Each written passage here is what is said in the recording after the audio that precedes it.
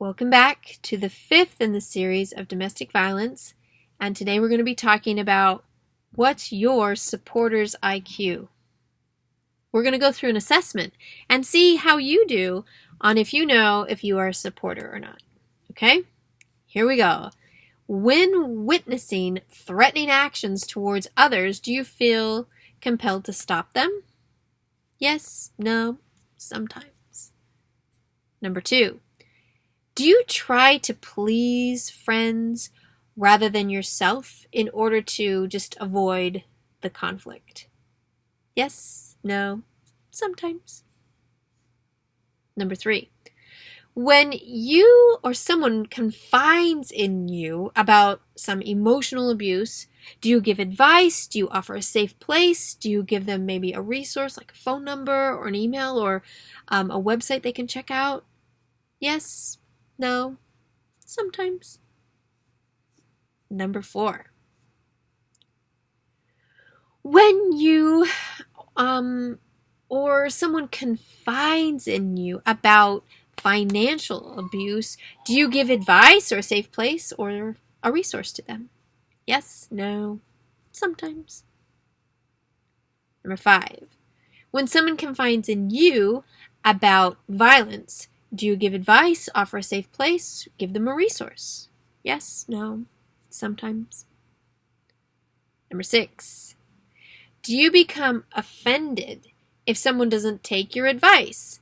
Or do you still maintain that positive relationship so that the trust isn't damaged? Yes, no, sometimes. Number 7. Are you someone who can see past the excuses that someone gives their partner and their behaviors to maintain a positive relationship? Yes, no, sometimes. Number 8. If you know someone is lying about their physical condition, do you break the trust and seek help? Yes, no, sometimes. Number 9. If your friend threatens to harm him or herself, do you break the trust and go seek for help? Yes, no, sometimes. Number 10. Are you ready to support someone during an emergency situation and not take it personally when the outcome is different than what you had hoped? Yes, no, or sometimes. This is our supporter IQ. What we're talking about here is when we are seeing things that are happening, when you see it, do you say something? When you see it, do you go in and support? It's totally fine if you don't. That's why we're here to do this whole vlog series, to give you support and understanding of how you can and what are the best ways if you're not a skilled counselor, if you don't have that training. The Supporters Toolkit is just that. It's a toolkit.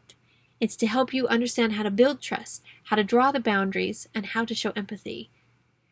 This piece is huge. So the supporters IQ, if you know someone that is in abuse, because we try to take care of neighbor to neighbor and try and help society to become and build a better place, by default, you are still a supporter.